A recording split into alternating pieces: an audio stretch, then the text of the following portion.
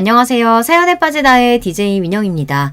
오늘 사연자님은 어리고 뭘 몰라서 하는 실수에 일일이 대꾸하고 싶지 않아 참고 참다가 결국은 폭발하고 말았다는데요. 과연 어떤 사연인지 들어보겠습니다. 오늘도 두 가지 사연 준비되어 있는데요. 끝까지 들어주실 거죠? 그럼 바로 시작할게요. 구독과 좋아요 잊지 말고 꾹 눌러주세요. 안녕하세요. 저는 40대 유부녀입니다. 저는 결혼한 지 벌써 10년 차 주부예요. 결혼 전에는 결혼 10년 차라고 하면 굉장히 긴 시간이라고 생각했는데 막상 제가 결혼하고 애 둘 낳고 살다 보니 10년 금방 가더군요. 엊그제까지만 해도 풋풋한 대학생이었던 것 같은데 어느새 저도 아줌마가 되어 있었어요. 저는 삼형제의 장남과 결혼해 맏며느리입니다. 풋풋했던 대학생 시절에는 한 번도 제가 맏며느리가 될 거라고는 상상도 못 해봤었는데 어쩌다 보니 맏며느리가 되어 있더군요. 남편과 저는 운명처럼 만났어요. 제가 전문대를 나와서 취직을 못하고 전전하다가 우연한 기회로 아르바이트로 들어가게 된 스튜디오에서 남편을 만나게 됐습니다. 남편이 중요한 면접이 있어서 증명사진을 찍으러 스튜디오에 왔다가 우연히 만나게 됐어요. 당시에 제가 다니던 스튜디오가 강남에 있었는데 그 스튜디오에서 면접 사진을 찍으면 면접에 꼭 붙는다는 소문이 있었어요. 덕분에 손님이 많았습니다. 그러다 보니 증명사진도 나오는 데까지 꼬박 이틀씩 걸렸어요. 그런데도 손님이 미어 터졌습니다. 당시에 남편은 면접이 바로 다음 날이라 사진이 급하게 필요했던 것 같아요. 제가 내일 저녁은 되어야 사진이 나온다고 하자 당황해서 어쩔 줄 몰라 하더군요. 꼭 오늘 저녁까지 필요하다고 했어요. 사진을 인쇄하는 일이야 제가 하는 일도 아니다 보니 저에게 권한이 없어서 도와줄 수 없었는데도 남편은 제게 사정을 했어요. 시간이 몇 시든 늦어도 상관없으니까 제발 오늘 밤까지 어떻게 안 될까요? 비용을 더 내서라도 꼭 오늘 나와야 해요. 정말 중요한 면접이라서 그러는데 꼭 좀 부탁드릴게요. 오늘 밤까지 해달라고 부탁은 해보겠지만 장담은 못 드려요. 나오는 대로 연락은 드릴게요. 당시에 저도 취직 준비하느라 매일 힘들었던 때인데다가 저와 나이도 비슷해 보이니 그때 남편 표정이 얼마나 진지하고 간절한지 저도 100% 공감을 했습니다.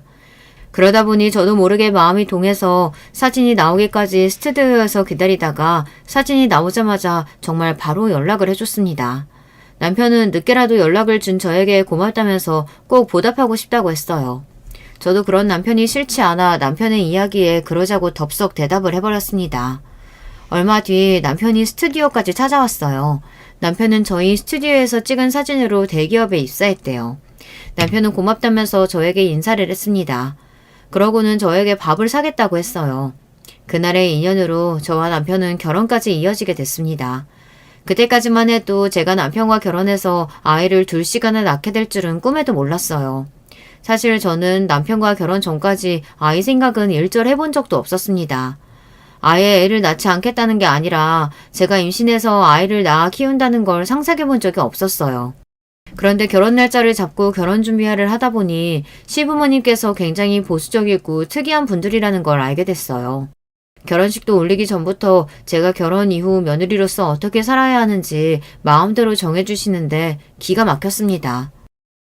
사실 내가 요즘 세상에 4년째도 못 나온 며느리 보게 될 거라고는 생각해 본 적이 없어서 처음 새아기 네가 저 문대 나왔다고 들었을 땐 썩 마음이 좋지 않았다.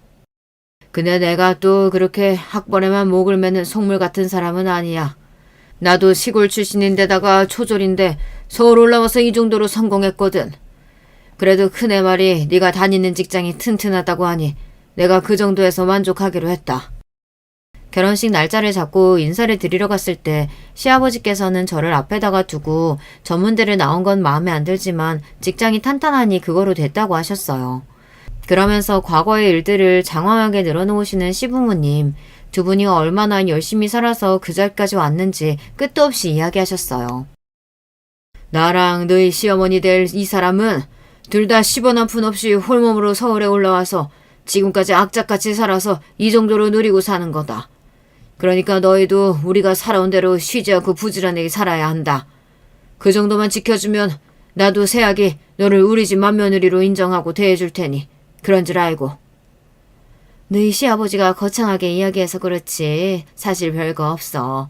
그냥 결혼하면 딱 3년만 시부모님 모시고 살면서 우리 집안이 어떤 집안인지 익히고 애는 아들이든 딸이든 상관없이 둘 이상 꼭 낳으면 돼.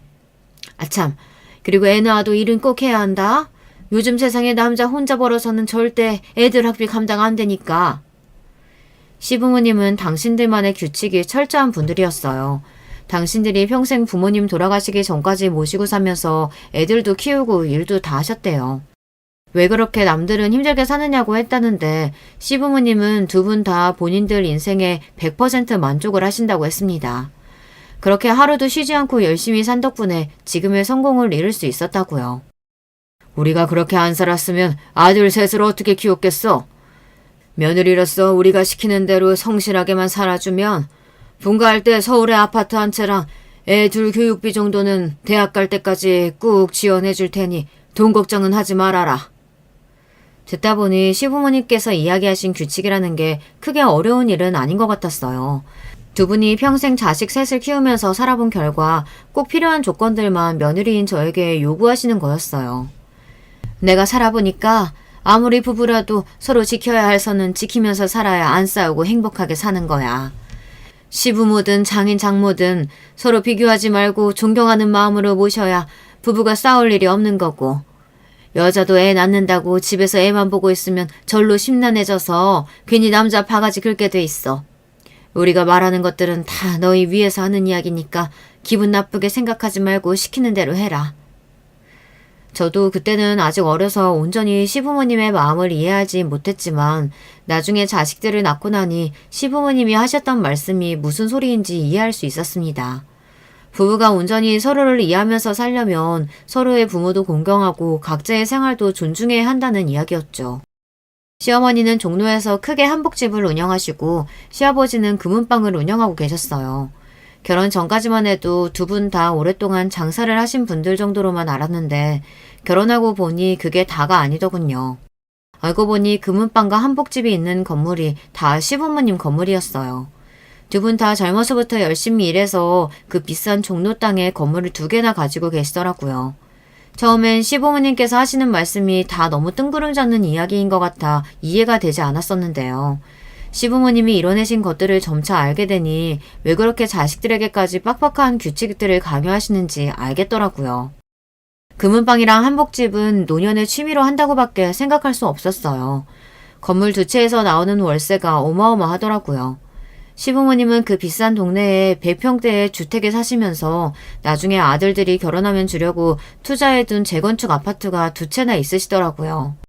저희 친정 부모님은 두 분 다 성실하게 직장 생활만 하시던 분들이라 서울에 아파트도 하나 간신히 사셨는데 비슷한 연령대의 시부모님께서는 건물도 있고 경제적으로 여유가 있으시니 사시는 환경이 전혀 다르더라고요. 저도 처음 시부모님을 만났을 때는 좀 유난한 분들인 것 같아 어렵고 불편했었는데요. 막상 결혼해서 한 집에서 살아보니 불편한 것보다 좋은 게 더 많았습니다. 특히나 저희 시아버지는 굉장히 합리적인 분이세요. 결혼하기 전에 본인이 직접 이야기하신 것처럼 시부모님이 정하신 규칙대로만 잘 지키면 뭐든 다 지원해 주시더라고요. 처음 결혼했을 때 놀랐던 게 며느리로서 제가 할 일이 별로 없었다는 거예요. 사실 결혼 전 시부모님께서 결혼하면 무조건 3년 동안 합가를 해서 시댁 분위기를 익혀야 한다고 하길래 걱정이 많았습니다. 며느리를 얼마나 부려먹으려고 3년이나 데리고 있으려고 하나 했는데 제가 잘못 생각했더라고요. 막상 시댁에 들어가 보니 제가 할 일이 별로 없었어요. 집도 2층으로 분리되어 있어서 저랑 남편이 2층을 사용했고 시부모님과 시동생들이 1층을 썼어요. 더군다나 집안일을 해주시는 이모님이 일주일에 3일 정도 와주셔서 집안일도 제가 신경 쓸 게 없었습니다. 시부모님과 같이 살면서 시부모님께서 저에게 요구하신 내용은 별거 없었어요. 출근 전 아침 식사는 무조건 내려와서 온 가족이 같이 먹는 것과 출퇴근 외에 외출할 경우만 시어머니에게 이야기하면 됐어요. 그 외에는 남편하고 둘이 외식을 하든 친정에 가든 시부모님이 전혀 신경을 쓰시지 않았습니다. 두 분 다 평소에 모임도 많고 하시는 일도 많아서 집에 계시지 않았어요. 저는 시부모님과 함께 사는데도 생각한 것보다 힘든 점이 없어 오히려 더 놀라웠습니다. 굳이 딱 한 가지 힘든 점을 꼽으라면 집안 행사였어요. 시부모님이 오랫동안 가게를 하기도 했고 워낙 사람을 좋아하시는 분들이라 주변에 아는 분들이 많았어요. 그러다 보니 매일 저녁이면 집에 손님들이 항상 있었습니다. 그럴 때면 며느리로서 2층에 올라가 아무것도 안 하고 있을 순 없다 보니 저도 내려가서 시어머니를 도와 손님들을 챙겼습니다. 피곤할 텐데 안 내려와도 돼. 올라가서 쉬어. 시어머니야 신경 쓰지 말고 올라가서 쉬라고 했지만 저는 그게 쉽지 않았어요. 제가 어릴 때부터 할머니, 할아버지랑 오랫동안 같이 살아서 예절 교육을 좀 엄하게 받았거든요. 어른들이 일하는데 젊은 사람이 쉰다는 건 제게 용납이 안 되는 일이었습니다. 더군다나 제가 내려와서 손님들과 어울리는 걸 시아버지께서 좋아하셨어요. 우리 며느리도 하루 종일 밖에서 일하느라 힘들었을 텐데 이리 와서 한잔해. 시아버지께서는 워낙 술을 좋아하시는데 시동생들하고 남편은 술을 한 잔도 못해요. 시어머니도 마찬가지고요. 그런데 제가 술을 좀 할 줄 압니다. 일찍이 할아버지한테 막걸리부터 소주까지 안 배운 술이 없어 주량이 센 편이에요. 웬만해서는 취해본 적이 없었습니다. 결혼하고 나서 시아버지께서 저와 술을 몇 번 드셔보시더니 좋아하시더라고요. 그 이후부터는 집에 손님들이 올 때마다 저를 소개하면서 같이 술을 먹는 걸 좋아하셨어요. 내가 살다 우리 집에 술 먹을 줄 아는 며느리가 들어올 줄은 꿈에도 몰랐다니까.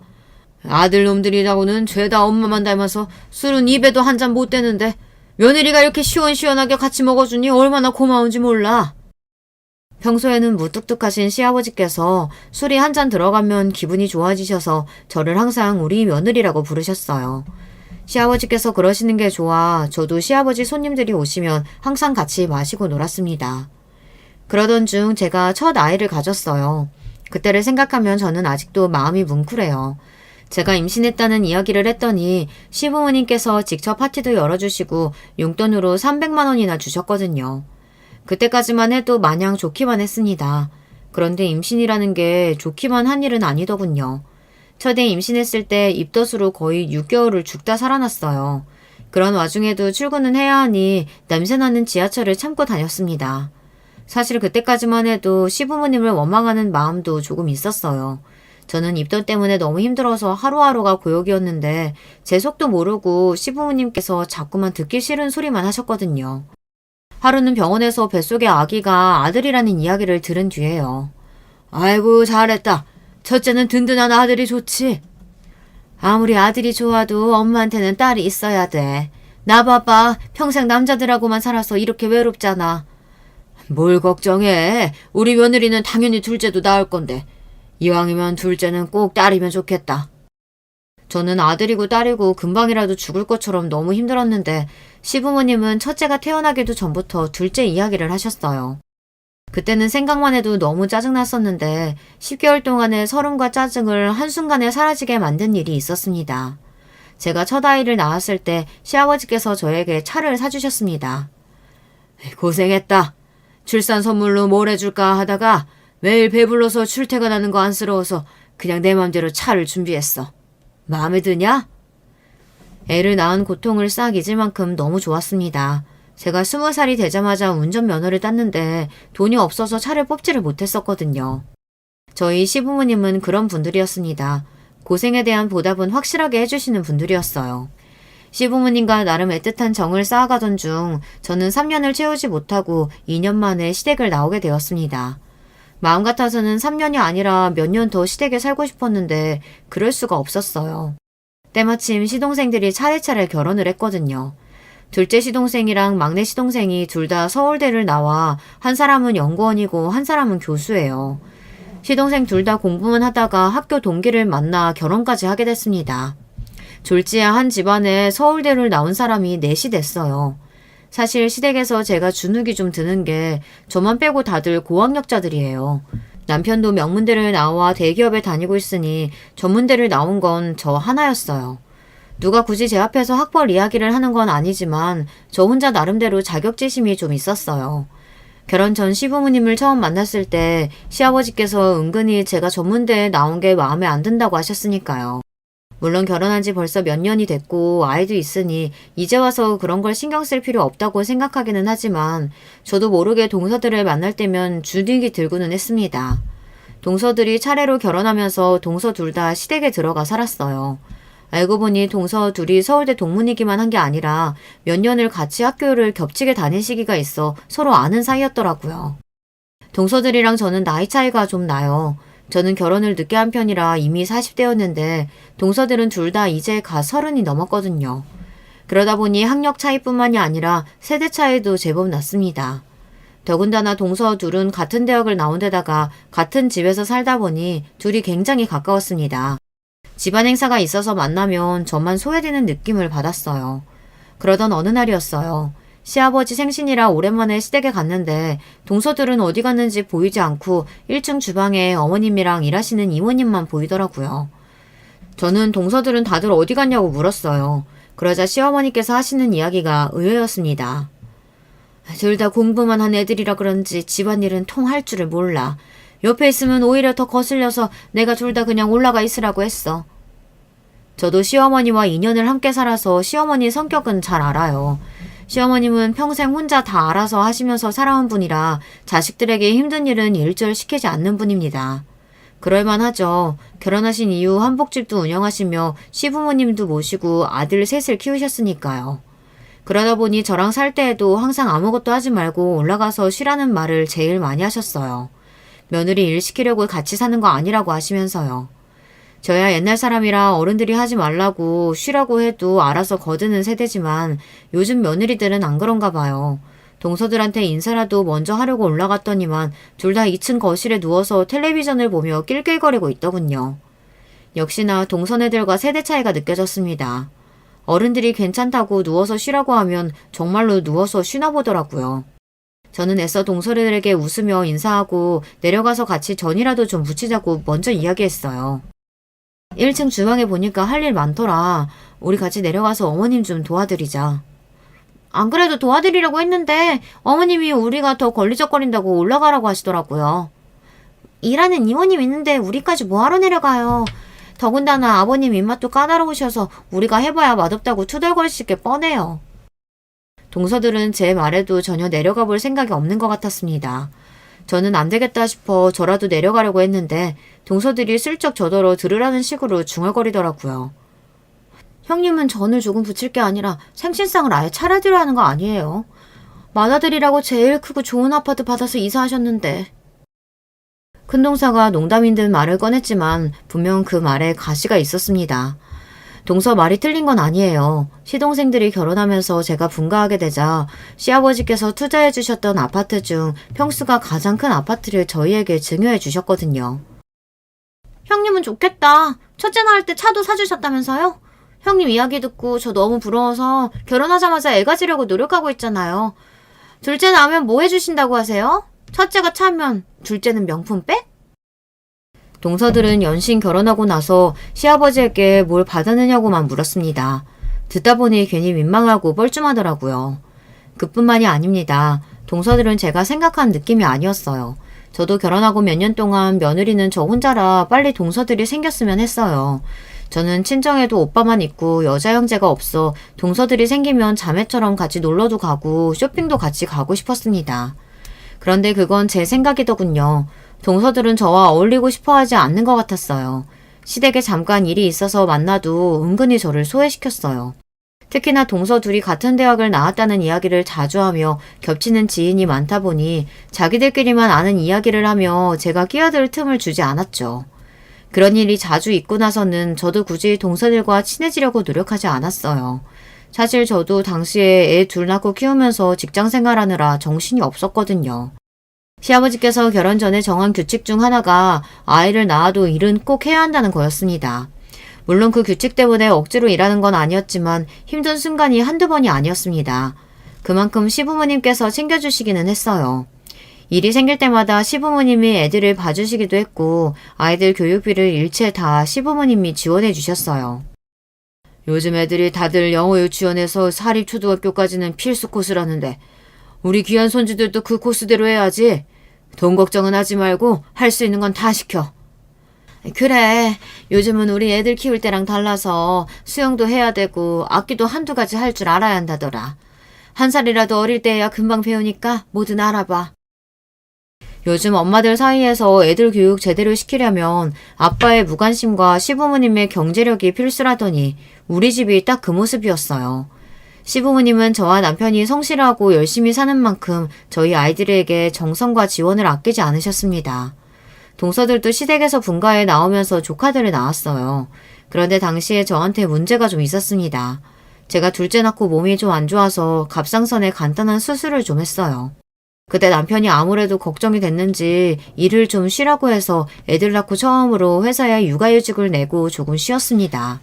당시에 시부모님도 걱정을 많이 하셨어요. 그러시면서 저에게 직장생활 말고 다른 일을 해보고 싶은 게 없냐고 하셨어요. 내가 지금까지 큰애 너를 보다 보니까 성실하고 성격도 좋은 게 장사하면 잘할 것 같다. 지금이야 몸도 아직 회복 덜 됐으니까 몸 좀 회복되면 하고 싶은 거 찾아봐. 내가 도와줄게.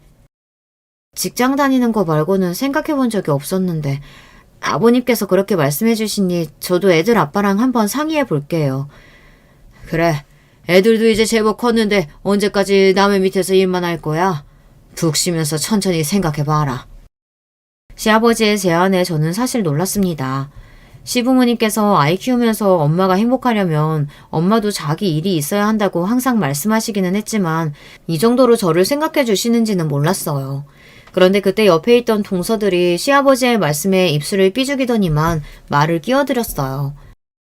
어머 아버님, 저도 동서랑 둘이 학원 차리고 싶다고 저번부터 말씀드렸잖아요. 동네에 딱 좋은 자리 있다고. 근데 왜 갑자기 형님만 하고 싶은 거 해준다고 하세요? 시아버님의 제안도 뜬금없었지만 큰동서의 말이 이해가 되질 않았습니다.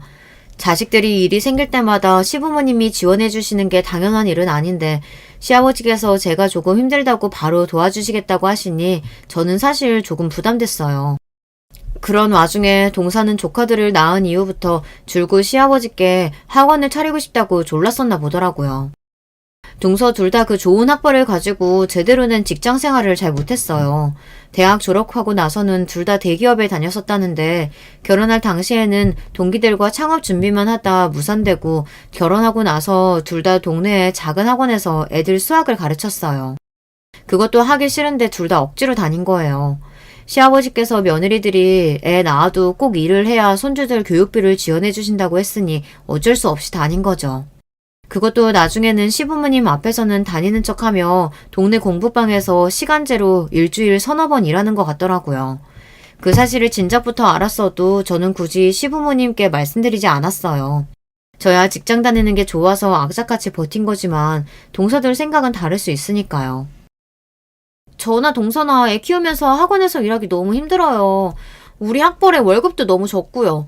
이럴 바에야 차라리 저랑 동서랑 둘이 학원 운영하면 서로 애들도 같이 키워주면서 하고 너무 좋을 것 같은데 아버님이 좀 도와주시면 안 돼요? 저랑 형님이랑 둘이 워낙 잘 맞아서 같이 운영하면 학원은 100% 성공할 거예요. 서울대 출신 강사가 둘이나 있는데 동네 엄마들 모으는 거야 일도 아니죠. 동서들은 겪으면 겪을수록 참 신기해요. 아마도 둘 다 서울대라는 훌륭한 간판을 믿고 살아오다 보니 세상에 무서운 게 없어서 그런 거겠지만 시부모님 앞에서 당당하게 본인들이 원하는 걸 요구하는 걸 보면 저는 너무 신기했어요. 둘 다 능력 있는 거야 내가 잘 알지. 근데 사업은 다른 영역이다. 둘 다 공부하는 것 말고 따로 제대로 직장생활도 몇 년 안 했는데 학원 차리기엔 일러. 정학원이 하고 싶은 거면 둘 다 제대로 된 학원에서 몇 년 경험해보고 그때 돼서 자신 있으면 다시 이야기해. 가능성이 있겠다 싶으면 도와줄 테니까. 시아버지는 철저한 비즈니스맨이에요. 자식이라고 무턱대고 지원을 아끼지 않는 분이 아닙니다. 당신이 투자할 만한 가치가 있어야 먼저 이야기를 하시더라고요. 그날 동서들이 아무래도 기분이 나빴나 봐요. 제가 수술받고 아파서 우리 집에 다들 문병을 온 거였는데 시아버지께서 동서들 학원 이야기는 거절하시고 저더러 하고 싶은 일이 있으면 생각해보라고 한 게 빈정이 상했는지 어른스럽지 못하게 굳이 제 큰아들에게 안 해도 될 막말을 했나 보더라고요. 당시에 아들이 초등학생이었는데 방에서 수학 숙제를 하고 있었어요. 그런데 작은 동서가 제 아들을 도와준다고 하며 문제집을 들춰봤나 보더라고요. 잠시 뒤 동서랑 시부모님이 돌아가시고 나서 아들이 저에게 뜬금없는 질문을 했어요. 엄마, 공부는 유전이라는데 엄마가 전문대 나왔으니까 나도 백날 해봐야 소용없는 거야? 아무리 해도 좋은 대학 못 가? 저는 기가 차서 도대체 그런 소리를 어디서 들었느냐고 물었습니다. 그러자 아들이 우물쭈물 하더니 작은 엄마가 그랬다고 그러더라고요. 저는 아들이 작은 엄마라고 하길래 당연히 작은 동서가 그런 줄 알고 곧장 바로 작은 동서에게 전화해서 지랄을 했어요. 동서가 내 아들한테 그런 소리를 했냐고요. 그러자 동서는 본인이 그런 적 없다고 딱 잡아댔습니다. 제가 설마 조카한테 그런 소리를 했겠어요? 형님은 도대체 저를 어떻게 생각하시는 거예요? 동서가 너무 아니라고 우기니 저도 더는 할 말이 없었습니다. 애초에 동서들이랑 잘 맞지 않았지만 그날 이후 확실히 알았어요. 저와 동서들은 도저히 가까워질래야 가까워질 수 없다는 걸요. 동서들이 서울대를 나왔다는 거야 익히 들어서 알고 있었지만 그렇다고 그게 제가 동서들 앞에서 기죽을 일은 아니었어요. 서울대만 나오면 뭐래요. 직장 생활이라고는 제대로 해본 적 없이 결혼해서 애들 낳고 일하기 싫어서 동네 공부방에서 애들 가르치면서 아르바이트비나 벌고 있는데요. 그것도 하기 싫은 거 혹여나 시부모님께 혼날까봐 억지로 하는 거예요.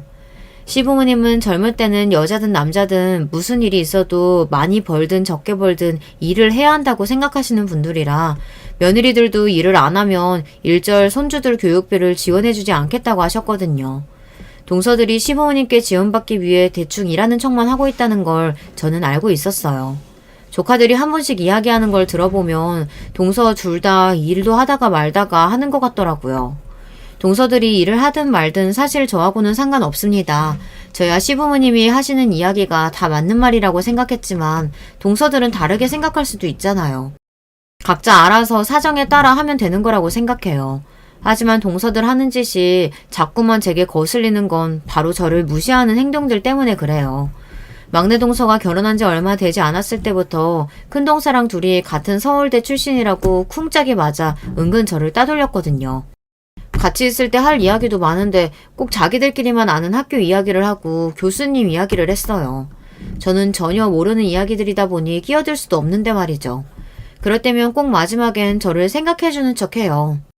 어머, 또 저희들끼리 신나서 떠들어버렸네요. 죄송해요. 학교 이야기만 나오면 워낙 할 얘기가 많아서 끝이 없네요. 괜찮아. 동서들이 같은 학교 나왔으니 얼마나 신기하고 재밌겠어. 나는 괜찮으니까 편하게들 이야기해. 그럴 때마다 저는 애써 아무렇지 않은 척 쿨하게 대답하곤 했지만 마음속으로는 기분이 나쁠 때가 한두 번이 아니었어요.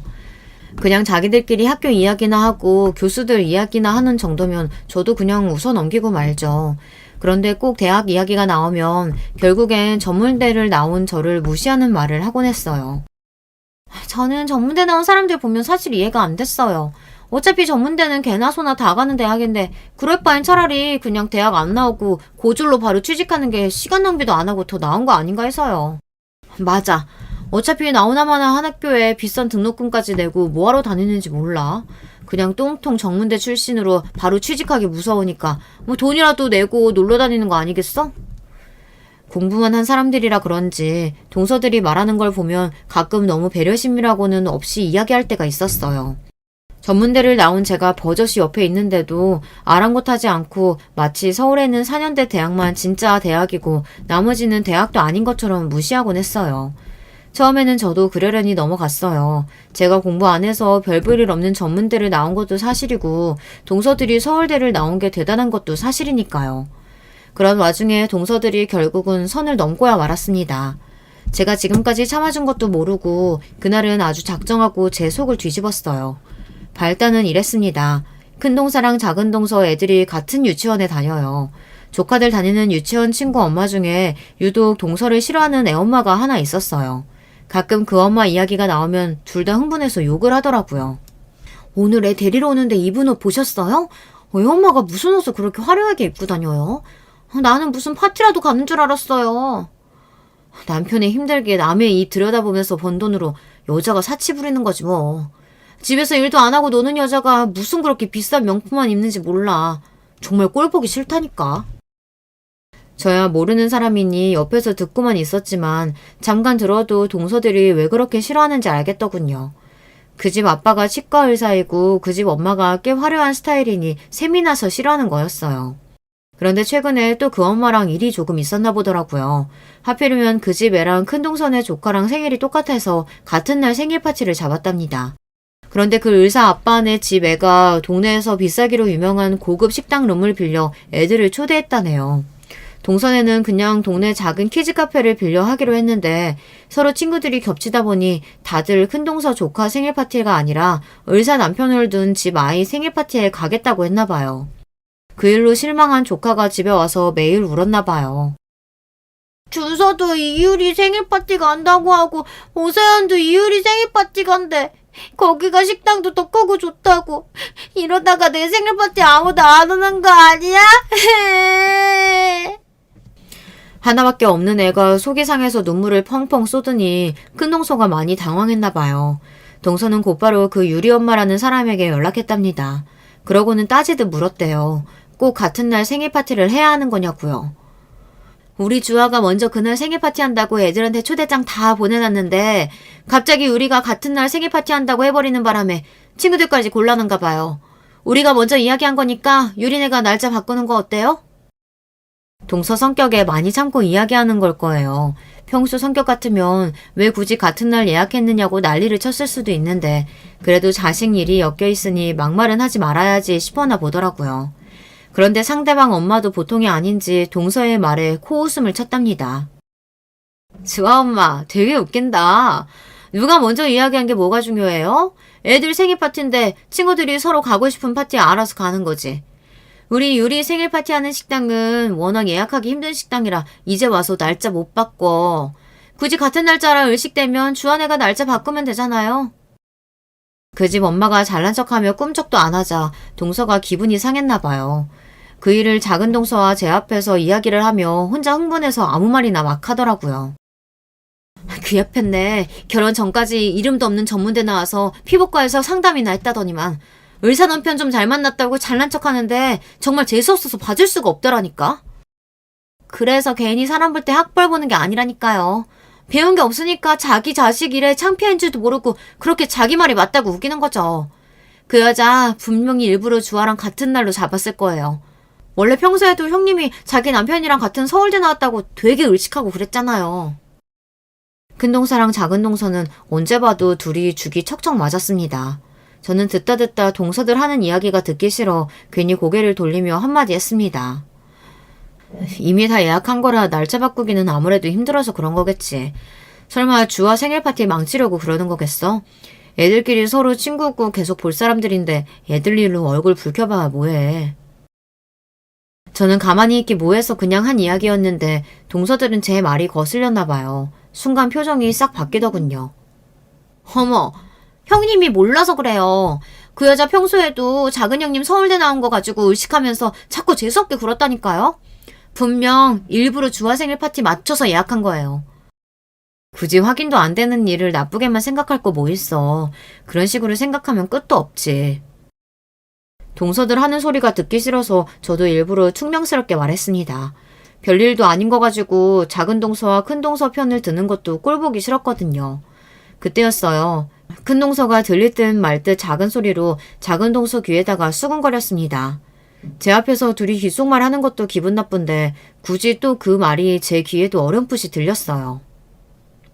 누가 똑같은 똥통 전문대 출신 아니랄까봐 편드는 거야 뭐야. 역시 무식한 것들은 다 뒤져야 한다니까. 순간 동서의 말에 저도 모르게 얼굴이 뜨겁게 붉어졌습니다. 아무리 화가 나도 할 말 못할 말이 있지 명색이 손윗사람인 저에게 어떻게 저런 소리까지 할 수 있는 건지 모르겠어요. 저도 웬만하면 넘어가 주겠는데 동서가 하는 짓이 너무 기가 막히다 보니 그냥 넘어갈 수 없더라고요. 동서, 말이 너무 심한 거 아니야? 설마 지금 나들이라고 하는 소리 아니지? 어머, 형님이야말로 아까부터 왜 그러세요? 형님은 잘 알지도 못하는 유리 엄마 이야기하는데 괜히 제발저라서 그러시는 거예요? 동서는 참 영악합니다. 제가 어떻게 하면 화가 나고 어떻게 하면 말도 못하고 바보처럼 넘어가는지 누구보다 잘 알고 있었어요. 분명 똥통 전문대 어쩌고 하는 걸 제가 똑똑히 들었는데도 아무 말 안 한 척 내숭을 떨고 있더라고요. 저도 웬만하면 동서들과 잘 지내고 싶었습니다. 제가 나이도 제일 많고 윗사람이기도 하니 어린 동서들이 철없이 하는 소리에 동요하지 않으려고 했어요. 그런데 동서들 하는 짓이 너무 얄미워서 더는 못 참아주겠더군요. 저는 그대로 자리에서 일어나 거실로 나갔습니다. 그러고는 거실에서 과일을 드시고 계시는 시아버지에게 갔습니다. 아버님, 드릴 말씀이 있는데요. 동서들이 글쎄 제 앞에서 배우지도 못한 무식한 것들은 다 뒤져야 한다고 하네요. 제가 이런 소리까지 듣고 동서들을 존중하고 배려해야 할까요? 시아버지께서 평소 가족 간의 화목을 중시하시는 만큼 항상 저희에게 당부하시는 말씀이 있어요. 서로 생판남이었다가 사랑으로 가족이 된 사이이니 누구보다 서로를 존중하고 배려해야 한다고요. 그래서 저도 동서들에게 기분 나쁜 게 있어도 굳이 티내지 않고 지금까지 잘 참고 넘겼습니다. 그런데 이제 더는 참지 못할 것 같아요. 제가 매일 참고만 있으니 바보인 줄 아는 건지 본때를 보여줘야 할 때인 것 같습니다. 그래서 시아버지에게 이야기한 거예요. 동서들이 누구를 가장 무서워하나 생각해보니 아무리 생각해도 시아버지밖에 떠오르지 않았습니다. 이게 다 무슨 소리야? 네 동서들이 너한테 그런 소리를 했다는 거야? 제 말에 거실에 있던 시아버님은 물론이고 남편과 시동생들도 놀라서 눈이 다 휘둥그레졌어요. 그때였습니다. 시아버지께서 잔뜩 격앙된 얼굴로 자리에서 벌떡 일어나셨어요. 그러더니 저와 동서들이 있던 방으로 다가가 문을 벌컥 열었습니다. 그네 말이 사실이냐? 어디 감히 손이동서한테 그런 되먹지 못한 말을 할 수가 있어? 너희들 설마 지금까지 우리 없을 때 큰애 앞에서 그런 말도 안 되는 소리 하고 그런 거야? 시아버지의 갑작스러운 등장에 당황한 동서들은 자리에서 우물쭈물하며 어쩔 줄을 몰라 했습니다. 아버님, 그게 아니고요. 저희가 형님한테 한 이야기가 아닌데 아무래도 형님이 오해하신 것 같아요. 네, 맞아요. 형님한테 한 이야기가 아니라 제가 아는 사람 중에 점원대 나온 사람이 있어서 그 사람 이야기한 거예요. 동서들은 변명이랍시고 둘 다 어리바리하게 웅얼거렸어요. 동서 둘이 또 쿵짝에 맞아 제가 잘못 들은 거라는 식으로 이야기를 하니 열이 확 오르더군요. 이제 하다하다 사람을 바보 취급하는 거야? 내가 그런 것도 구분 못하고 아버님한테 말씀드린 거겠어? 그 순간 시아버지께서 생각지도 못한 행동을 하셨어요. 인상을 잔뜩 구기시더니 동서들을 향해 혀를 끌끌 찼어요. 얼씨구, 그걸 말이라고 하니? 너희들이 서울대 좀 나왔다고 세상이 다 만만한가 본데 전문대 나온 게 뭐 어때서? 그네가 전문대 나왔어도 며느리 셋 중에 자기 밥벌이 해는 애는 그네밖에 없어. 자기를 착실하게 하면서 애들도 얼마나 똑똑하게 잘 키웠냐? 너희들은 그 좋은 대학 나와서 하는 일도 없이 나한테 생활비 받았으면서 뭐가 잘났다고 잘난 척이야? 아버님 오해하신 거예요. 저희 정말 형님한테 그런 일들로 그런 거 아니에요. 내가 너희를 하루 이틀 보냐? 내가 말을 안 해서 그렇지. 너희들이 서울대 나왔다고 은근슬쩍 큰애 무시하는 거 나도 느낀 거 한두 번이 아니다. 저도 사실 조금 놀랐어요. 시아버지께서 저를 예뻐하시는 줄은 알고 있었지만 동서들 앞에서 대놓고 제 칭찬을 하신 적은 없었거든요. 그런데 제가 열심히 사는 걸 시아버지께서도 알아봐 주신다고 생각하니 너무 기분이 좋더라고요. 여기서 끝이 아니었습니다. 시아버지는 이대로 그냥 넘길 수 없다며 단호하게 이야기하셨어요. 너희처럼 똑똑하고 잘난 며느리들이 시골에서 국민학교 간신히 졸업한 나 같은 시아버지한테 받은 돈으로 자존심 상해서 지금까지 어떻게 살았냐? 앞으로는 무식한 국졸 출신 이 시애비는 아무것도 안 하고 가만히 있으려니까 서울대 나온 너희들이 알아서 벌어서 네 새끼들 키워라. 시아버지는 그 자리에서 앞으로 동서들에게 손주들 교육비로 주시던 생활비를 일절 끊겠다고 하셨어요. 그러자 동서들의 반발이 심했습니다. 아버님 무슨 말씀하시는 거예요? 저는 큰형님한테 학교 이야기 같은 거 한 적 없어요. 작은 형님이 자꾸 큰형님 전문대 나왔다고 무시하시니까 그냥 저는 옆에 가만히 있었던 것 뿐이에요. 저는 큰형님 열심히 사시는 거 너무 멋있다고 생각한다니까요? 어머 동서, 지금 뭐 하는 거야? 아버님이 교육비 안 준다니까 곧바로 나한테 덤탱이 씌우는 거야? 맞잖아요. 맨날 큰형님 전문대 나와서 말 안 통한다고 빼고 보자고 그런 것도 형님이잖아요. 그것뿐이에요?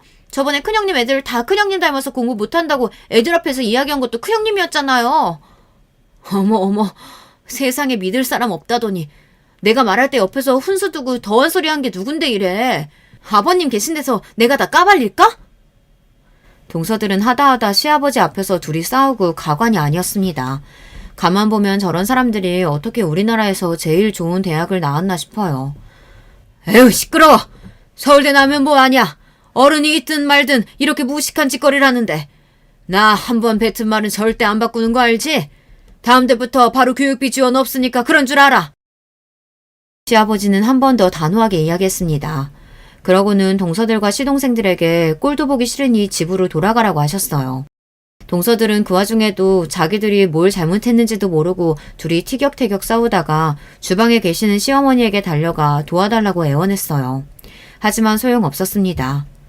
으이그 너희들 언젠가 그럴 줄 알았다. 그러게 큰애 건드리지 말라 그랬지? 어린 것들이 어디 한참 나이 많은 형님한테 대들기를. 시어머니는 혀를 끌끌 차시며 동서들을 내보냈습니다. 동서들은 가면서도 연신 둘이 서로를 탓하며 미간을 구겼어요. 그 모습에 시동생들까지 화가 나서 그만하라고 호통을 쳤습니다. 그만들 못해? 집안 풍비박산 내놓고 아직도 정신을 못 차리겠어? 왜 나한테 소리 지르고 그래? 시작은 동서가 먼저 했다니까? 이제 어쩔 거야? 동서 때문에 우리 다 나락가게 생겼잖아. 그러게, 형님이야말로 왜 할 말 못하면 구분을 못하고 그러는데요. 그로부터 얼마 뒤 동서들은 저희 가게에 찾아왔어요. 그러더니 한다는 행동이 기가 막혔습니다. 둘 다 의미심장한 표정으로 갑자기 바닥에 무릎을 꿇고 앉더라고요. 그러더니 하는 행동이 여전했어요. 동서 둘이 서로 눈치를 보더니만 어깨를 툭툭 치며 서로 말하라고 티격태격했어요. 형님, 저희가 지금까지 너무 철없이 굴어서 힘드셨죠? 저희가 너무 공부만 하고 살아서 이렇게 세상 물정을 몰라요. 저희가 정말 형님을 무시해서 그랬겠어요? 다 형님이랑 친하게 지내고 싶어서 너무 허물없이 굴다 보니까 그런 거예요. 맞아요. 아버님께서 형님이 저희 용서해주시고 사과 받아주시면 교육비 다시 지원해주신다고 했어요. 그러니까 형님이 아버님께 말 좀 잘해주세요. 제발요. 몇 주 동안 시부모님 때 문지방을 다 닳도록 왔다 갔다 하더니만 결국은 저에게 사과하고 교육비 지원을 다시 받겠다고 했다나 봐요. 내가 뭐하러 동서들을 용서해줘? 그날 이후로 동서들 안 보고 사니까 나는 아주 속이 다 시원한데. 그랬습니다. 그날 이후 동서들 얼굴 안 보고 사니 스트레스 받을 일 없어서 속이 다 뻥뻥 뚫리더군요. 제 말에 동서들은 똥 마려운 새끼 강아지 같은 얼굴을 하고 끙끙거렸어요. 저희가 어떻게 해야 마음이 풀리시겠어요? 형님이 시키는 대로 할게요. 동서 뭐해? 가서 우리 화장실 청소라도 하자. 그래요. 형님, 저희가 앞으로 오전에 자주 와서 화장실 청소도 하고 굳은 일은 다 우리 시키세요. 형님이 저희 때문에 상처받으실 만큼 저희가 잘할게요. 동서들의 행동에 저는 기가 차서 코웃음이 다 나왔습니다. 저는 동서들에게 괜한 짓 하지 말고 원래 하던 대로 하라고 했어요. 그날 이후 동서들은 정말 아침마다 와서 가게 화장실 청소를 도와주질 않나, 시키지 않아도 손님들 상대까지 하고 있어요. 그러던 어느 날이었어요. 시아버지께 연락이 왔더라고요. 동서들이 저에게 사과했냐고요. 내가 그 깡시골에서 국민학교 간신히 졸업하고 서울 올라와 별꼴 다 보면서 살았지만 너희 동서들같이 멍청한 애들은 처음 봤다. 도대체 그 머리로 서울대는 어떻게 들어갔는지 몰라. 그러니까 똑똑하고 현명한 큰애, 네가 마음 쓰지 말고 풀어라. 앞으로 내가 네 동서들 단속 확실히 하마. 시아버지께서는 혹여나 제가 상처받아 힘들지는 않은지 자주 전화를 주셨어요. 그러면서 제가 허락하지 않으면 절대 동서들에게 교육비를 지원해주지 않겠다고 하셨어요. 저는 시아버지 덕분에 마음이 한결 가벼워졌습니다. 저도 애들 키우면서 일하느라 정신없어서 동서들이 저에게 무슨 소리를 하든 그냥 항상 참기만 했었어요. 꾹꾹 참기만 하다 시아버지를 통해 이렇게나마 풀고 나니 진작 시아버지께 말씀을 드릴 걸 싶더라고요. 결혼생활 내내 힘들고 외로웠던 순간이 종종 있었는데 이번 일로 내 편이 아예 없는 건 아니구나 라는 거를 깨닫게 됐습니다. 저는 아직도 시아버지와 동서들에게 마음이 풀렸다고 확답하지는 않았어요. 사실 저야 제가 하고 싶어서 열심히 일하는 거지만 일하면서 애들 키우다 보면 힘든 순간이 한두 번이 아니에요. 그럴 때마다 동서들이 더 얄미웠습니다. 동서들은 일도 제대로 안 하면서 시아버지 앞에서는 착실하게 일하는 척하며 교육비만 쏙쏙 받아먹는 게 너무 얄미웠거든요. 이번 기회에 동서들을 잠깐이나마 골탕 먹일 수 있으니 기분이 나쁘지 않았습니다. 진짜 속마음은 어떻든 그래도 동서들이 그동안 저에게 잘못한 걸 조금이나마 안 것 같아 다행인 것 같기도 하고요. 저는 어느 때보다 속이 시원합니다. 언제까지인지 몰라도 당분간은 동서들이 시아버지와의 약속대로 저에게 실수하지 않고 열심히 일하는 모습을 지켜보려고 해요. 인생 선배님들께서는 얄미운 동서들에게 어떤 식으로 복수를 해보셨는지 저와 비슷한 경험이 있으시면 댓글로 남겨주세요. 저도 여러분의 경험담 참고해서 다시는 동서들에게 당하지 않는 현명한 맏며느리가 되어보도록 하겠습니다. 지금까지 저의 이야기 들어주셔서 감사해요. 여러분의 가정은 항상 화목하시길 바랄게요. 여러분, 두 번째 사연 시작하기 전에 좋아요, 구독 꼭 눌러주실 거죠? 그럼 두 번째 사연 바로 시작합니다. 안녕하세요. 저는 서울에서 남편과 같이 딸을 키우며 사는 30대 후반 여자입니다. 아까 아이 학교 데려다주고 오는데 날씨가 너무 좋더라고요. 확실히 이제 여름인가 봐요. 이렇게 날씨 좋을 때 가족여행을 가면 좋잖아요. 그래서 주말엔 시간 내서 딸을 데리고 가까운 바다에 갈까 생각 중입니다. 여러분도 계획이 있으신가요? 소중한 주말이나 휴일에 가족과 즐거운 시간 함께 보내시길 바라요. 오늘은 저한테 얼마 전에 일어난 사건에 대해 말해보려고 합니다. 바로 동서와 있었던 일인데요. 제가 친언니가 있어서 언니한테 말했더니 너무 통쾌하다고 꼭 제보하라고 하더라고요. 언니가 이 채널을 즐겨 듣는 건 저도 알고 있었습니다. 그래서 용기 내어 제보하게 됐어요. 동서와 있었던 일들이 저도 다시 생각해도 웃기긴 해요. 여러분도 들으면서 즐거우셨으면 좋겠어요. 일단 동서 얘기를 하기 전에 제 성장 과정에 대해 간략하게 말해볼게요. 저는 단도직입적으로 상당히 여유로운 과정에서 자랐습니다. 아빠와 엄마가 공부를 오래 하셨거든요. 저희 자매를 데리고 독일에서 유학도 하셨어요. 그래서 지금은 언니와 저는 독일어를 조금 할 줄 알아요. 문법이나 독해는 약해도 기초 회화는 거뜬합니다. 그리고 유학을 비롯해 부모님은 우리 자매와 해외여행도 자주 다니셨어요. 특히 친할머니가 계신 미국은 1년에 무조건 한 번은 방문했습니다. 언니, 우리 퀴즈 내면서 놀자. 자, 내가 먼저 문제 낼 테니까 언니가 맞춰봐. 언니와 저는 서재가 놀이터였어요. 워낙 공부를 오래 한 부모님 덕분에 서재에는 책이 가득 차 있었습니다. 그뿐만 아니라 거실에도 아주 커다란 테이블이 있었어요. 거기서 부모님과 같이 공부하기도 하고 책도 많이 읽었습니다. 부모님은 두 분 다 많이 배우셨다고 했잖아요. 하지만 그렇다고 언니와 저에게 공부를 강요하진 않으셨어요. 그냥 하고 싶을 때 하라고 하셨죠. 언니와 저는 오히려 부모님이 저렇게 하시니까 집에 있는 책으로 놀았어요. 아무것도 모르면서 퀴즈를 내고 색칠 공부를 하며 놀았습니다. 지금 생각하면 그런 식으로 놀면 책이 다 망가질 텐데 부모님은 그냥 우리를 방목하셨어요. 은지야, 고등학교는 미국에서 다니자. 언니가 다니는 대학교 옆에 있는 학교라 은지도 외롭지 않을 거야. 아빠랑 엄마 회사도 근처에 있으니까 괜찮아. 그러다 저는 고등학교를 미국에서 보냈습니다. 중학교는 한국에서 나왔는데 고등학교에 가면서 미국으로 진학하게 됐죠. 마침 언니가 대학을 미국에 있는 유명대로 갔거든요. 주재원으로 있던 엄마와 아빠도 미국에서 지내게 되어 우리 가족은 미국 생활을 시작했습니다. 워낙 어렸을 때부터 영어에 노출된 저라 적응은 어렵지 않았어요. 고등학교 내내 활발한 성격 덕분에 외로움도 없이 가족들과 행복한 미국 생활을 즐겼죠. 그럼 민지랑 나는 한국에 먼저 들어갈게. 은지 너는 엄마랑 미국에 있다가 한국에 오고 싶으면 오도록 해. 그러다 제가 성인이 되고 미국에 있는 대학교에 입학했어요. 그런데 제가 상상한 대학 생활과는 너무 달랐습니다.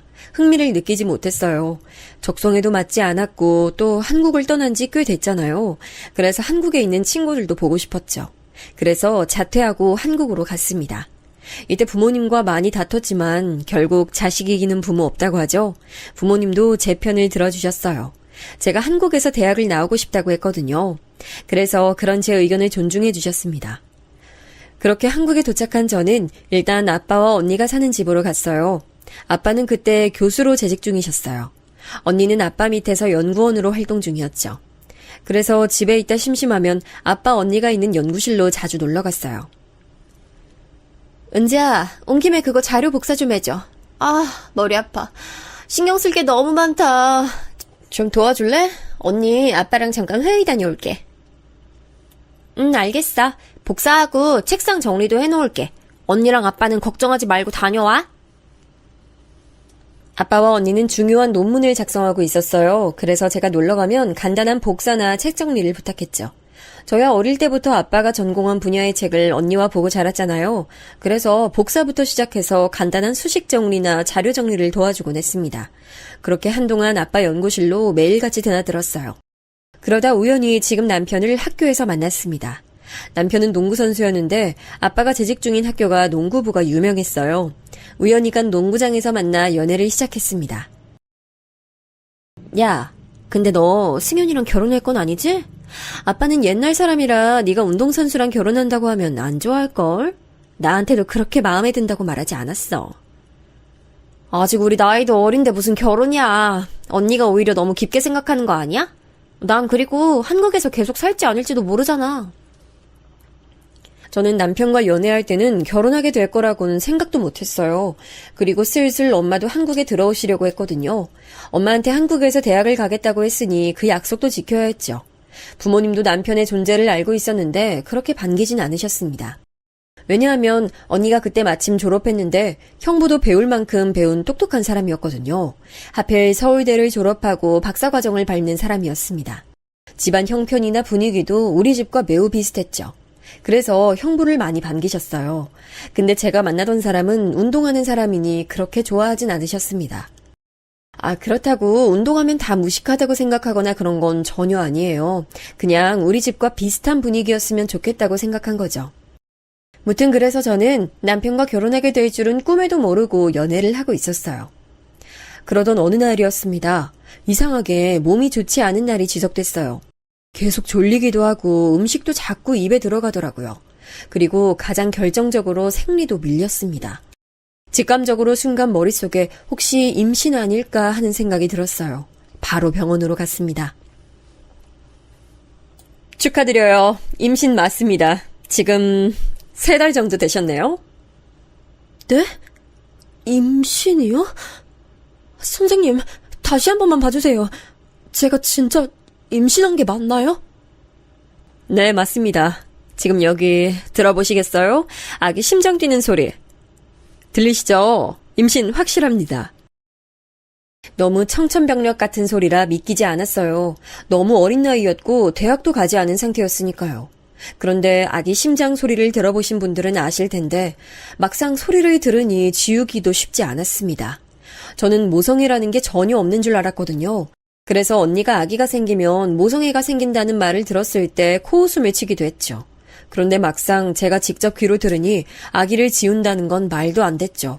그리고 바로 남친에게 연락해서 상황을 알렸어요. 그래? 나는 우리 아기 낳아서 키우고 싶어. 생명이고 소중한 존재잖아. 우리한테 와준 게 행운인데 우리가 부모님 잘 설득해서 낳는 게 어때? 남편 말을 들으니 저도 순간적으로 용기가 생겼습니다. 지금 생각하면 참 어려서 가능한 생각이었어요. 그런데 또 막상 부모님께 말하는 건 절대 쉬운 일이 아니더라고요. 입이 도저히 떨어지지 않았습니다. 하지만 배는 점점 불러오고 있었어요. 설상가상으로 엄마도 미국에서 완전히 한국으로 넘어오셨죠. 그래서 남편과 저는 그냥 일단 매도 빨리 맞는 게 좋다 생각하고 무작정 우리 집으로 먼저 찾아갔습니다. 이게 지금 무슨 소리야? 말이 되는 소리를 내야지. 임신한 것도 기가 막히는데 뭐 결혼? 당장 지워! 자네가 생각이 있으면 처음 임신 소식 알았을 때 지우자고 했어야지. 남의 집 귀한 딸 임신시켜서 인생 망칠 일 있어? 아이고 내 팔자야. 엄마 괜찮아? 여보 물 좀 떠다 줘. 너희 지금 제정신이니? 갑자기 임신 소식을 알리는 것도 웃긴데. 죄송합니다. 제가 면목이 없어요. 하지만 저희 아이는 꼭 지키고 싶어요. 제가 어떻게든 책임지겠습니다. 책임을 지면 얼마나 잘 책임진다고 그 소리야? 자네가 막말로 뭐 얼마나 대단하다고 우리 딸을 결혼시켜. 당신 양심이 있어 없어? 저는 아빠가 그렇게 타인에게 화를 내는 건 처음 봤어요. 목에 핏대까지 서서 삿대질하며 남편에게 소리를 지르셨죠. 엄마는 심지어 뒷목을 잡고 쓰러지셨어요. 친언니와 그 조용한 형부마저 남편을 째려봤습니다.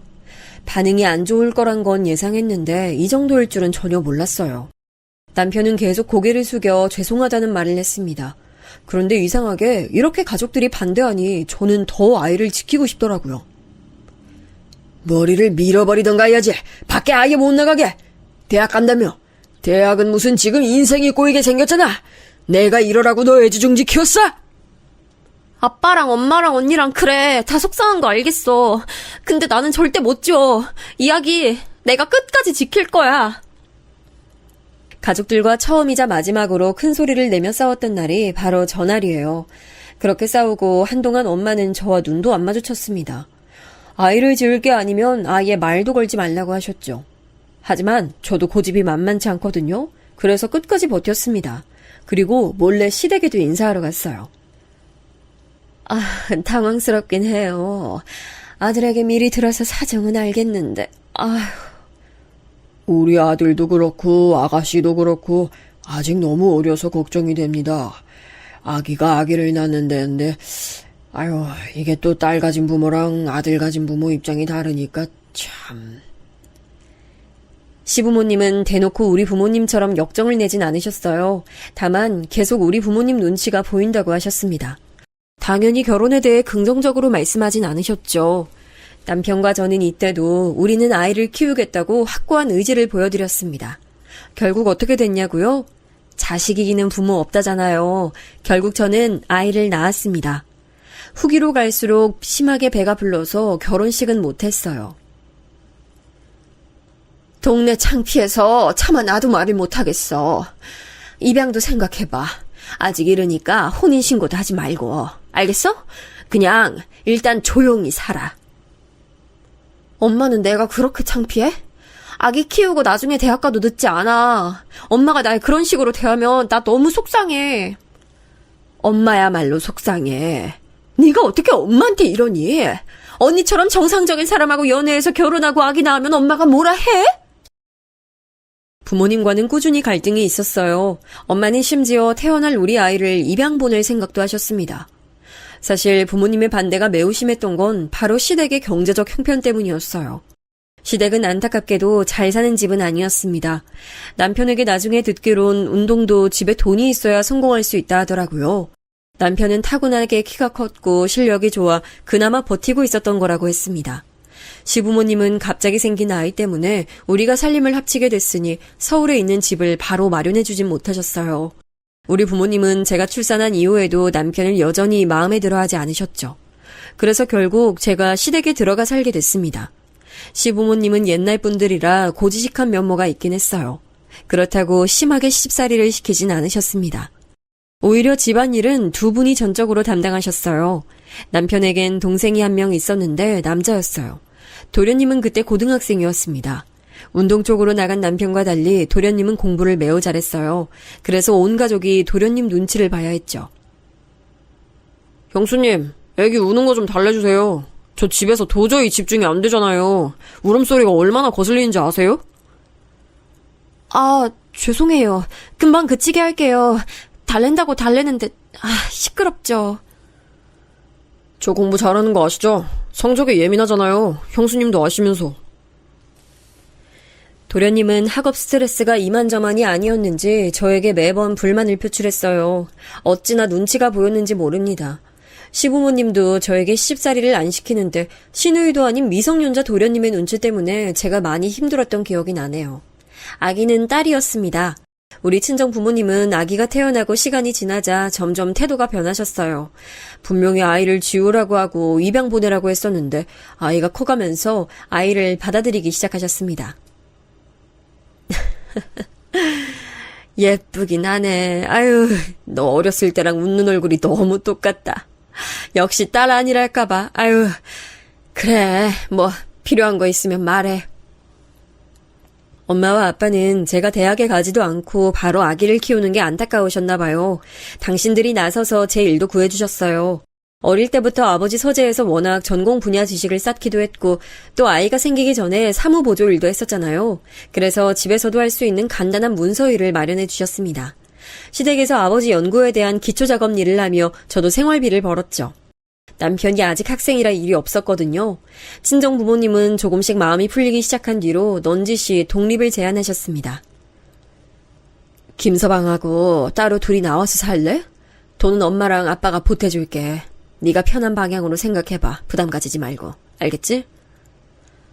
아니야, 괜찮아. 시부모님이 나한테 잘해주셔. 그리고 지은이 키우는 것도 나보다 훨씬 잘 봐주고 계셔. 실제로 시부모님, 특히 시어머니는 제 딸아이 육아를 정말 많이 도와주고 계셨어요. 어쩌면 남편과 저보다 더 열정적이고 세심하셨죠. 시어머니가 요리를 잘하셔서 제가 딱히 시댁에서 살림하는 것도 없었습니다.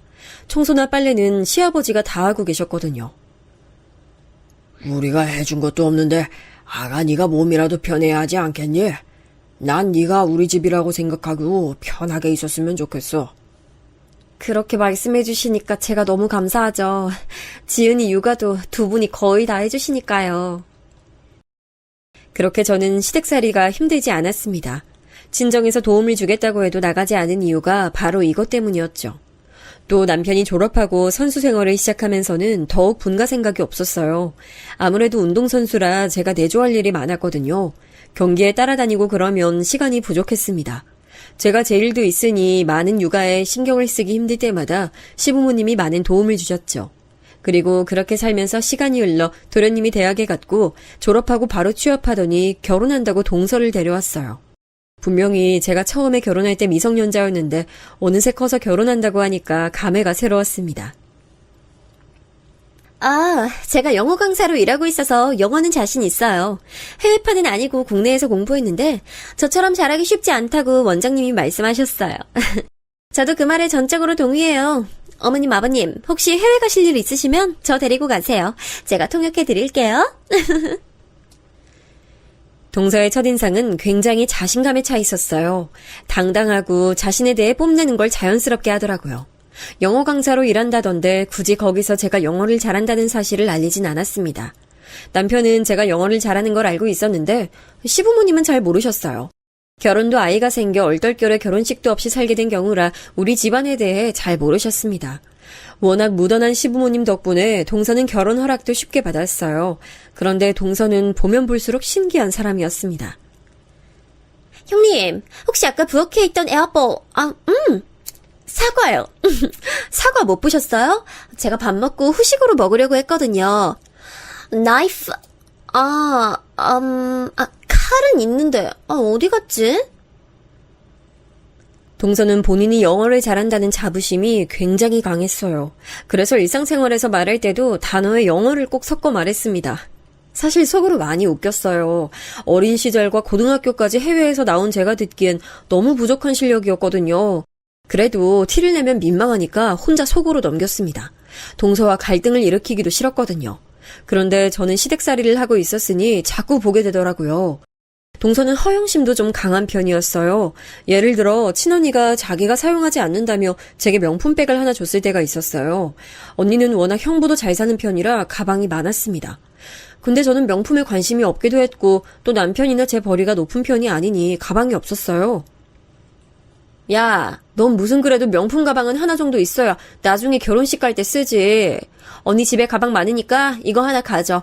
그래도 명색이 교수부부 딸이면서 그렇게 시장 바구니를 들고 다니면 어떡해.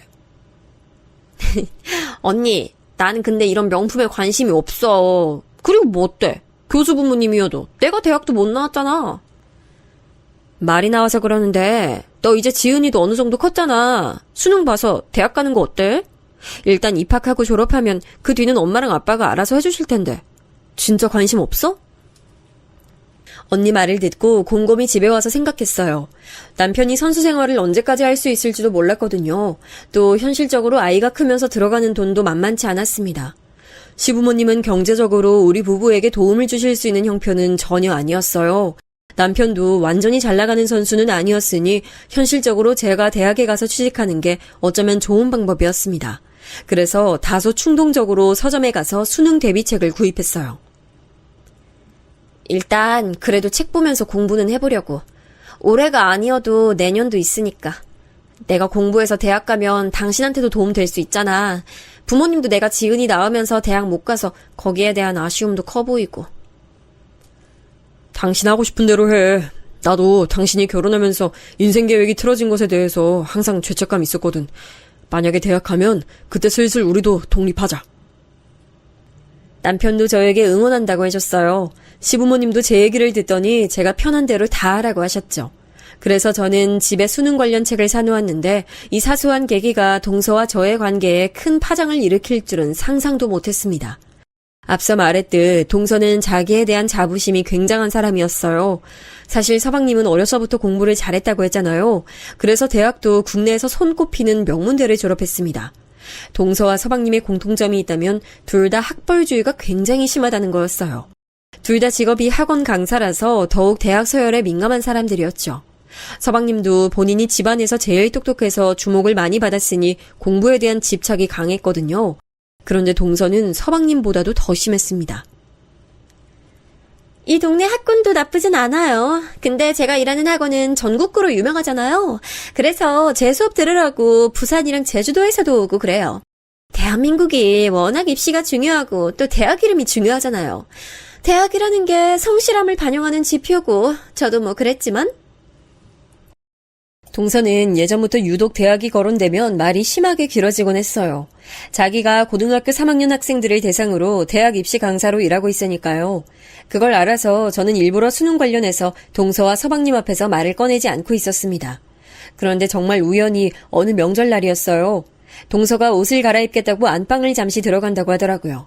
아무 생각 없이 그러라고 했는데 몇 분 뒤 의미심장하게 저한테 다가왔어요. 형님, 근데 방에 수능 대비책이 있더라고요. 혹시 수능 준비하세요? 그렇게 됐어. 내가 대학을 안 나왔거든. 혹시 몰라서 수능은 봐보려고. 뭔가 민망하네. 형님, 대학 안 나오셨어요? 고졸이셨어요? 그건 지금 저도 처음 알았네요. 내가 어린 나이에 지은이 낳고 바로 결혼해서 대학 갈 수가 없었지. 그러셨구나. 어쩐지 형님 나이가 제 생각보다 훨씬 어려서. 대학 갈 나이에 지은이 나왔으니까 뭐 후회는 없어. 그때는 최선의 선택이었거든. 동서는 제 말을 듣더니 표정이 확 바뀌더라고요. 아마 동서 생각엔 사고 쳐서 어린 나이에 시댁에서 붙어 사는 고졸 형님이었겠죠. 제가 결혼하고 주변 말 들어보면 저도 어떻게 생각하면 사기 결혼을 당한 것 같기도 해요. 농담이에요. 저는 남편만 보면 시댁 되게 잘 사는 집인 줄 알았거든요.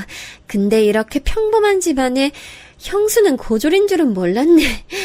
아니 뭐 그럴 수도 있나? 그래도 시부모님이 사람은 다 좋으셔. 우리한테도 딱히 기대하거나 그러시는 거 없잖아. 그렇긴 하죠. 전 솔직히 형님이 명품백도 입고 그러셔서 대학을 안 나온 줄은 몰랐어요.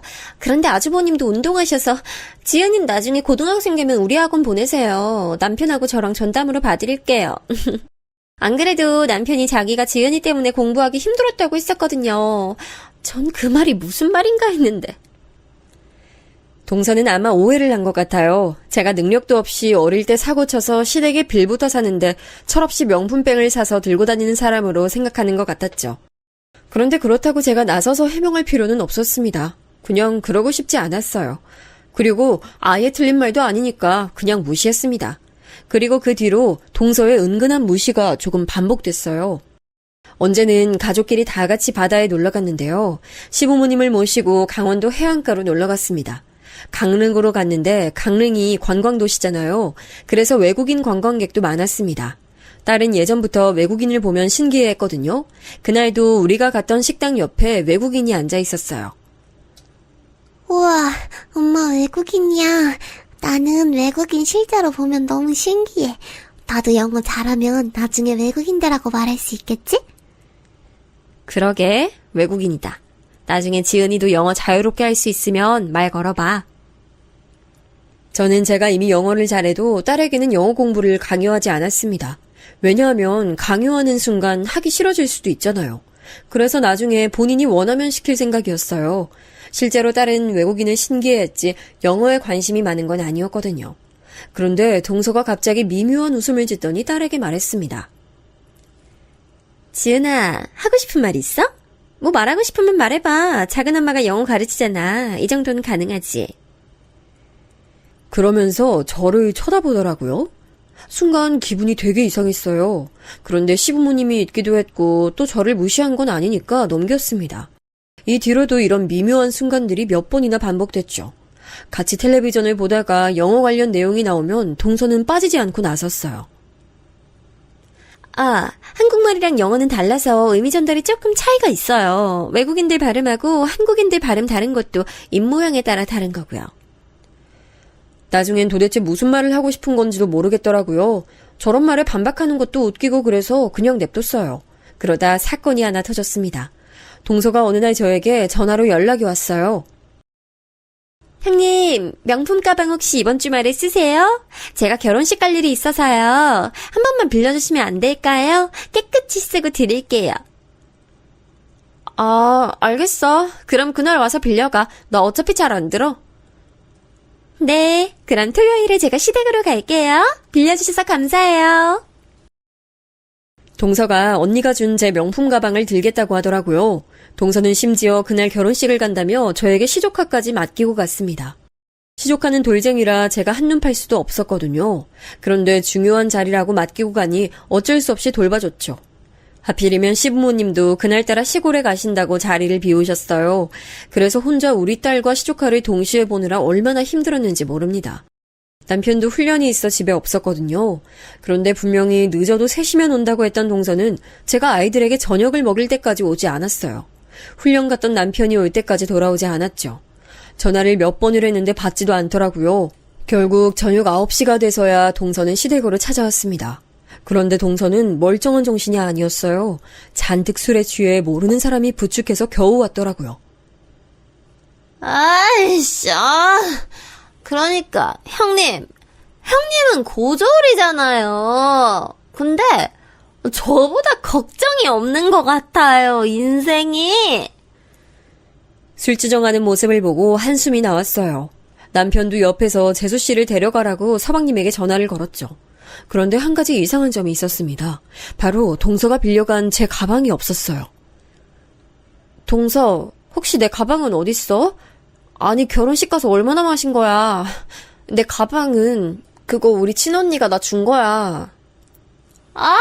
몰라요. 그래, 그 가방. 아니, 고졸인데 도대체 샤넬백이 왜 있어요? 진짜 어이없어. 술에 취했으니까 일단 자고 내일 얘기하자. 그리고 자꾸 고졸이라고 나 무시하는 것 같은데 기분 나빠. 술 취한 사람한테 내가 무슨 말을 하겠어. 저도 더는 못 참아서 할 말을 했죠. 그리고 동서를 재우고 다음 날이 됐습니다.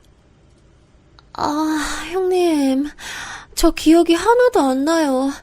제가 그렇게 술에 취했어요? 죄송해요. 뭐 영상이라도 찍어놓지 그러셨어요. 오랜만에 동창 만났더니 술이 쭉쭉 들어가더라고요. 특히 우리가 명문대라 각자 너무 잘나서 한 번에 모이기가 힘들어요. 알겠는데 동서, 내 가방은 어딨어? 애초에 올 때 안 들고 왔던데 어제 친구들한테 연락해봐. 가방이요? 네? 제가 연락해볼게요. 에이, 설마 제가 형님 가방 잃어버렸을까봐요? 저 말의 끝으로 동서는 조카를 데리고 시댁을 나섰어요. 그런데 어찌된 일인지 동서는 그대로 연락 두절이 됐습니다. 제 연락을 아예 피하더라고요. 제가 아무리 연락해도 받지 않아서 남편이 대신 서방님에게 연락했어요. 재수씨가 그때 잃어버린 가방 말이야. 그래, 그거. 뭐라고? 무슨 소리야? 그럼 네가 대신 가져와. 아니, 나는 잃어버린 줄 알았더니 그게 너희 집 안방에 있다고? 그럼 왜 연락을 안 받았대? 남편에게 들은 말은 충격적이었어요. 차라리 잃어버린 거면 모르겠는데 동서는 제 가방을 자기 집 안방에 두고 생활하고 있더라고요. 서방님이 물어보면 아무렇지 않게 제가 마음껏 쓰라고 했다고 하더라고요. 기가 막혔습니다. 저는 이 사건을 그냥 넘어갈 생각이 없었어요. 단순히 이 사건만 보면 그럴 수 있었는데 이제껏 쌓아온 일들이 있으니까요. 동서, 이제야 전화 받네? 도대체 예전부터 나한테 왜 그래? 고졸이라고 무시하고 가방 가져가서 안 주고 나한테 뭐 열등감이라도 있어? 형님, 제가 형님한테 왜 열등감이 있어요? 열등감은 저보다 잘난 사람한테 있는 게 열등감이에요. 뭐? 말 다 했어? 그렇게 대학이 중요하면 동서는 하버드나 예일대학교 가지. 왜 국내 대학 나와서 그래? 뭐 얼마나 대단한 학교 출신인데? 아니, 한국 사회에서 대학의 의미가 어떤지 모르세요? 한국인 맞아요? 그리고 단순히 대학 때문이 아니고 형님 하고 다니는 거 보면 은근히 명품이나 비싼 거 많던데 그거 다 우리 남편 돈에서 나온 거 아니에요? 뭐? 그건 또 무슨 소리야. 알아듣게 말해. 저랑 남편이 시부모님께 드리는 생활비요. 그 돈으로 형님이 누릴 거 다 누리는 거 아니냐고요. 힘들게 공부해서 열심히 일해 번 돈인데 그걸로 잘 먹고 잘 사는 거 보면 솔직히 좀 그래요. 지금 무슨 소리를 하는 거야? 우리 시부모님 용돈에 손 전혀 안 대. 동서, 오해가 있는 것 같아. 우리 전화로 이러지 말고 만나서 얘기해. 저는 동서 말을 들으며 머리를 한 대 맞은 기분이 들었어요. 오해도 단단히 하고 있더라고요.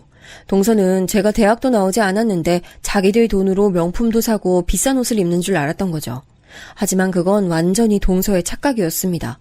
저와 남편은 시부모님에게 결혼하고 한 번도 손을 빌린 적이 없거든요. 오히려 우리 친정 부모님의 도움을 받았으면 받았죠. 실제로 저는 저 때도 아빠 연구실에 가서 가끔 일을 돕고 있었어요. 그런 식으로 일하고 돈을 받으며 생활비에 보태고 있었는데 동서의 오해는 너무 억울했습니다. 그런데 동서는 심지어 저와 대화를 나누려고 하지도 않았어요. 저 뒤로 또 연락을 받지 않았거든요. 저 혼자 문자도 보내고 남편이 서백님에게 연락해도 노골적으로 피하는 그들을 보며 남편과 얼마나 어이가 없었는지 모릅니다. 그러다 사건이 확실히 터졌는데요. 그날은 설날이었어요. 그래서 서방님과 동서와 조카를 보는 날이었죠. 저 전화 이후로 처음 보는 날이라 저는 며칠 전부터 편두통이 얼마나 심했는지 몰라요. 그래도 이왕이면 오해를 풀고 싶은 마음이 컸습니다. 서로 가족이고 또 평생 볼 사이잖아요. 동서랑 서방님이 마침내 시댁으로 왔어요. 시부모님이 계셔서 그런가 대놓고 저에게 싫은 티를 내지는 않더라고요.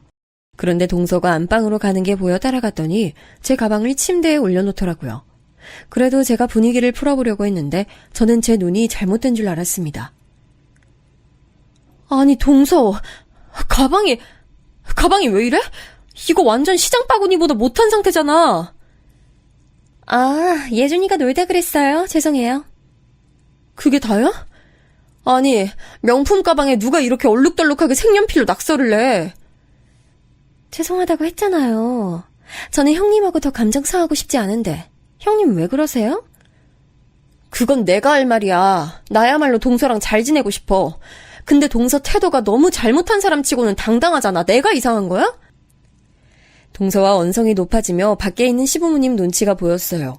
저는 그래도 명절이고 어른들도 계시니까 이쯤에서 그만했죠.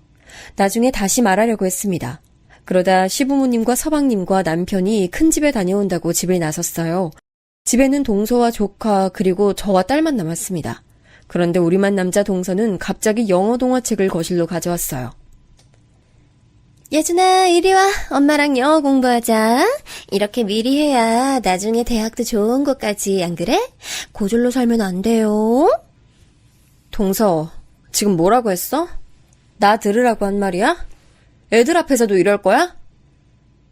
제가 언제 형님 보고 고졸이라고 무시했나요?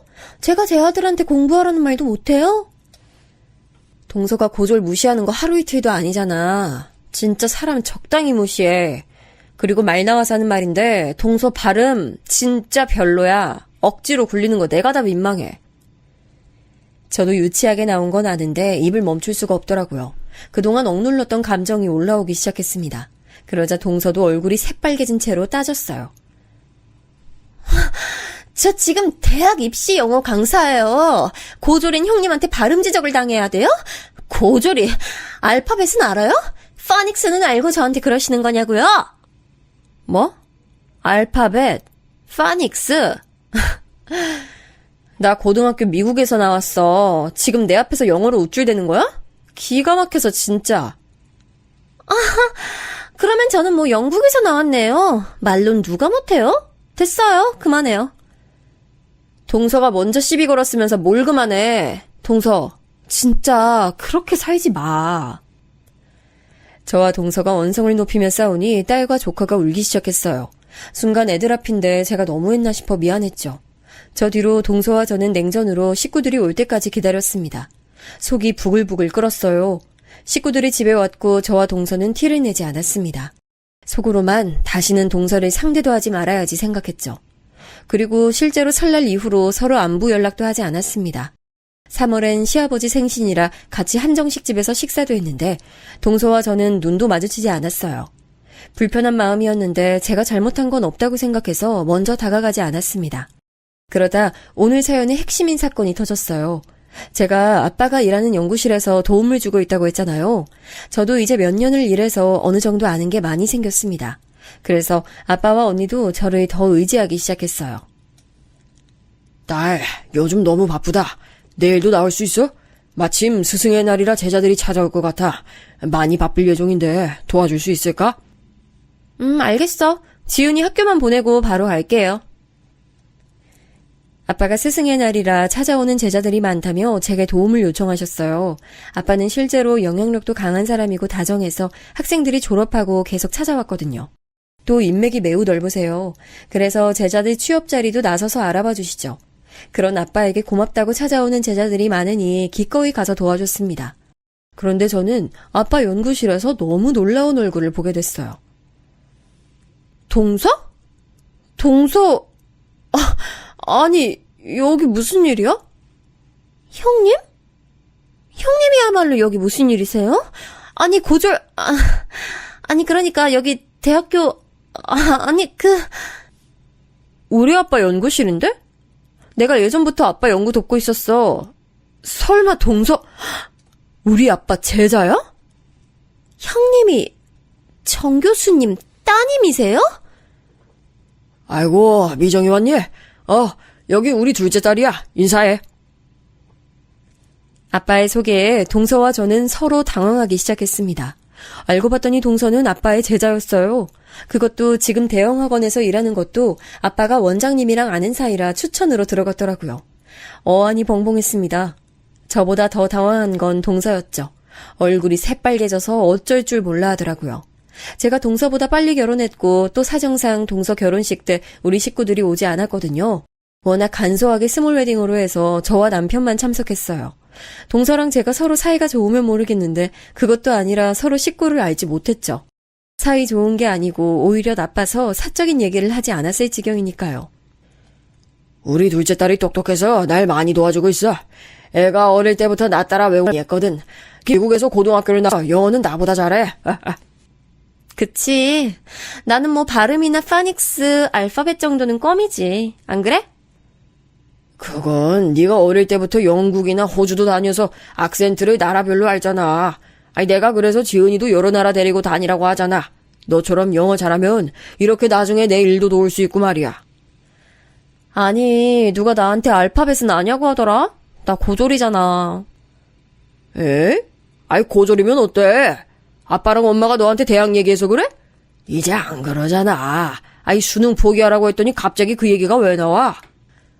아니, 나도 대학 졸업장이 그렇게 사람 무시할 정도로 대단하다고 생각하진 않아. 근데 누가 나한테 고졸이라고 볼 때마다 무시해가지고. 형님! 저랑 밖에서 얘기 좀 하실래요? 동서는 똥마려운 강아지 마냥 굴더니 저를 데리고 나갔어요. 형님, 제가 너무 죄송해요. 저는 형님이 교수님 따님인 줄 전혀 몰랐어요. 만약 알았다면 절대 그러지 않았을 거예요. 진짜로요. 제가 너무 죄송해요. 저희 앞으로 잘 지내봐요.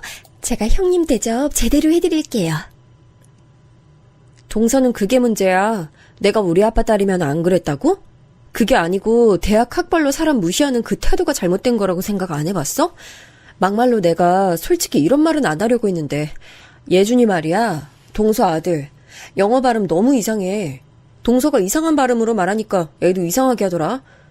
내가 이렇게 무시하면 동서 기분 좋아? 아니잖아. 네, 죄송해요. 제가 진짜 잘못 생각했어요. 다시는 안 그럴게요. 동서는 나한테만 안 그러는 게 아니고 생각을 고쳐야 돼.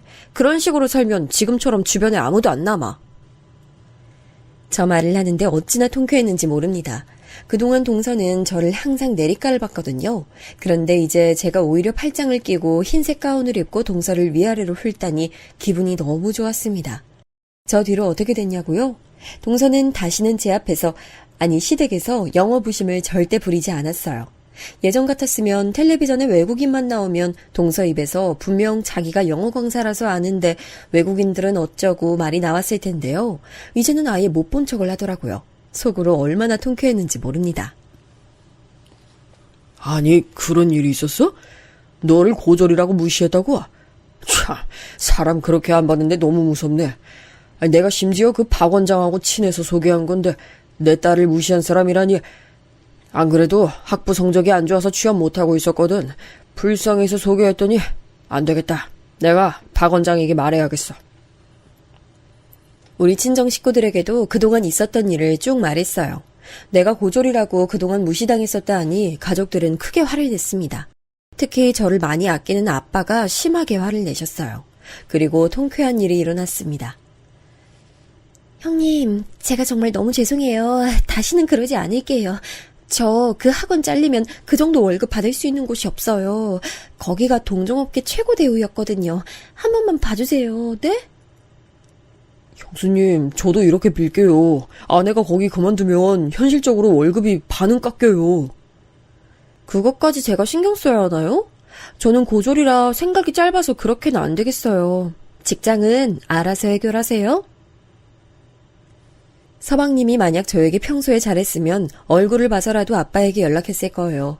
그런데 서방님은 제가 처음 결혼해서 아이를 데려왔을 때도 눈치를 줬다고 했잖아요. 그때 서러웠거든요. 그 서러운 마음이 나중에 이렇게 해소될 줄은 전혀 몰랐습니다. 나는 그동안 당신이 이렇게 당한 줄 전혀 몰랐어. 이제 독립하니까 동생이랑 재수씨 보기 싫으면 말해. 내가 부모님한테 말해서 마주치지 않게 할게. 그리고 마침내 분가도 했어요. 그동안 미루고 미뤘는데 이제는 해야 할 때가 왔더라고요. 시부모님과는 문제가 없었지만 그래도 분가하니 완전히 독립된 느낌을 받아 기분이 좋았죠. 제 인생에서 대학은 앞으로도 중요하지 않을 것 같아요. 홧김에 수능책을 사서 이 사건이 일어나긴 했지만 대학을 갈 생각은 전혀 없어요. 그냥 이대로 제 삶에 만족하며 살려고 합니다. 나는 네가 이렇게 고졸이라고 무시당하는 줄은 몰랐지. 아이, 대학 졸업장이 뭐가 그렇게 중요해? 됐어. 우리 딸 고졸이라고 내가 오히려 말하고 다녀야겠다. 엄마는 저렇게 말씀하셨어요. 아빠도 언니도 남편도 대학의 중요성은 이제 없다고 저를 위로했죠. 저도 어느 정도는 동의하는 바랍니다. 제가 준비한 사연은 여기까지입니다. 다들 어떻게 들으셨는지 모르겠네요. 사연을 제보하려고 쭉 쓰면서 저는 입가에 웃음이 생겼거든요. 여러분도 저와 같은 통쾌한 기분을 느끼셨길 바랍니다. 그럼 저는 이만 마무리할게요. 들어주셔서 진심으로 감사합니다.